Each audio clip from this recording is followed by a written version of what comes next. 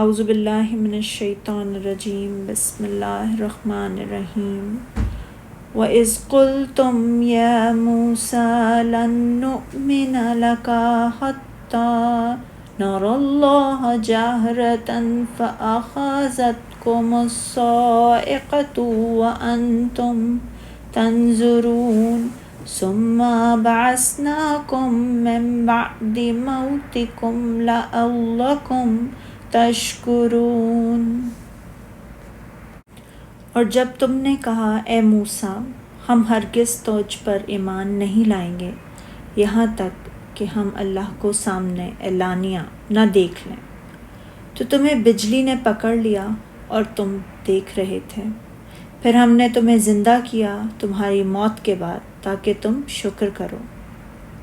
اللہ تعالیٰ ارشاد فرماتا ہے کہ تم میرے اس احسان کو بھی یاد کرو کہ جب تم نے موسیٰ علیہ السلام سے مجھ کو آمنے سامنے دیکھنے کا سوال کیا، حالانکہ اس کو تمہیں اور تم جیسے انسانوں کو استطاعت ہی نہیں کہ مجھے دیکھ سکیں، اور اس ناروا سوال کی پاداش میں جب تمہیں بجلی نے آ گھیرا تو موت آ جانے کے بعد میں نے تمہیں از سر نو زندہ کیا۔ ابن عباس رضی اللہ سے نقل کیا گیا ہے کہ جہرہ کے معنی ہے اعلانیہ، اور ان سے یہ منقول بھی ہے کہ جب تک ہم اللہ کو اعلانیہ طور پر نہ دیکھ لیں ایمان نہیں لائیں گے۔ وَأَنْتُمْ تَنْظُرُونَ کہ کچھ لوگ مر گئے اور کچھ ان مرنے والوں کو دیکھ رہے تھے، پھر مرنے والوں کو زندہ کر دیا گیا اور دیکھنے والوں پر موت طاری کر دی گئی۔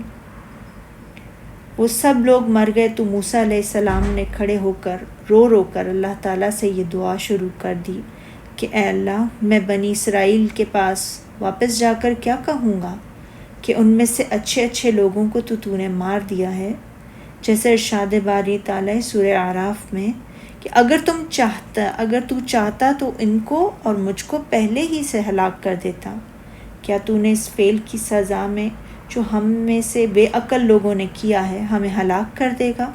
تو اللہ تعالیٰ نے موسیٰ علیہ السلام کی طرف وحی کی کہ یہ 70 لوگ بھی ان میں ہی سے ہیں جنہوں نے بچھڑے کی عبادت کی تھی۔ پھر اللہ تعالیٰ نے انہیں زندہ کر دیا اور ایک ایک کر کے زندہ ہو گئے اور ایک دوسرے کو دیکھ رہے تھے کہ وہ کس طرح زندہ ہو رہے ہیں۔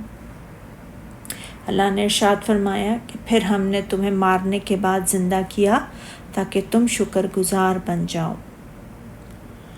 موسیٰ علیہ السلام جب اللہ تعالیٰ کے پاس سے ان تختیوں کو لے کر آئے جن میں تورات کو لکھا ہوا تھا، تو موسیٰ علیہ السلام نے دیکھا کہ ان کی قوم کے لوگوں نے بچھڑے کو پوجا شروع کر دیا ہے۔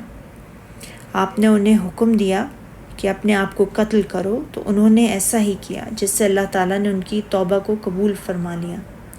موسیٰ علیہ السلام نے ان سے کہا کہ تختیوں میں اللہ کی کتاب لکھی ہوئی ہے، اور اس کتاب میں تمہارے لیے اللہ تعالیٰ کے اوامر و نواہی ہیں۔ تو انہوں نے کہا موسیٰ تیری بات کا کون یقین کرے گا؟ اللہ کی قسم ہم تو اس کو اس وقت تک اللہ کی کتاب تسلیم نہیں کریں گے جب تک ہم خود اللہ کو اپنے سامنے نہ دیکھ لیں، اور وہ خود یہ نہ فرمائے کہ یہ میری کتاب ہے، تم اس کو لے آؤ۔ موسیٰ بتائیں تو صحیح کہ آخر اللہ تعالیٰ ہم سے اس طرح کیوں کلام نہیں کرتا جس طرح آپ سے کلام کرتا ہے؟ لَن نُؤْمِنَ لَكَ حَتَّىٰ نَرَى اللَّهَ جَهْرَةً ہم ہرگز تجھ پر ایمان نہیں لائیں گے یہاں تک کہ ہم اللہ کے سامنے اعلانیہ طور پر اللہ کو نہ دیکھ لیں۔ تو اس وقت اللہ تعالیٰ کی طرف سے یہ عذاب آیا کہ توبہ قبول ہونے کے بعد ان کو بجلی نے آ گھیرا، جس کی وجہ سے وہ سب کے سب مارے گئے۔ اس کے بعد موسیٰ علیہ السلام نے پھر فرمایا کہ مرنے کے بعد پھر اللہ نے انہیں زندہ فرمایا، تو موسیٰ علیہ السلام نے فرمایا اللہ کی کتاب لے لو۔ کہنے لگے نہیں۔ موسیٰ علیہ السلام نے فرمایا تمہیں کیا ہوا تھا؟ انہوں نے کہا ہم مر گئے تھے پھر ہمیں زندہ کیا گیا۔ موسیٰ علیہ السلام نے فرمایا اچھا اللہ کی کتاب کو لے لو۔ نہیں ہم اس کو نہیں لیں گے۔ تو اللہ تعالیٰ نے فرشتوں کو بھیج دیا جنہوں نے ان کے اوپر پہاڑ کو لا کھڑا کیا۔ یہ سیاق کلام اس بات پر دلالت کرتا ہے کہ انہیں دوبارہ زندہ کیے جانے کے بعد مکلف قرار دیا گیا۔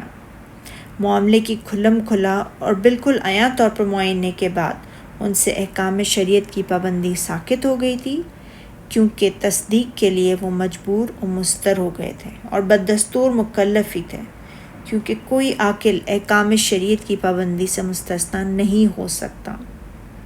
زبردست امور کا شواہد اس بات سے مانع نہیں ہو سکتا کہ انہیں احکام شریعت کا پابند قرار دیا جائے، کیونکہ بنی اسرائیل نے تو اور بھی بڑے بڑے خرق کے عادات امور کو مشاہدہ کیا تھا، اس کے باوجود انہیں احکام شریعت کا پابند قرار دیا گیا تھا،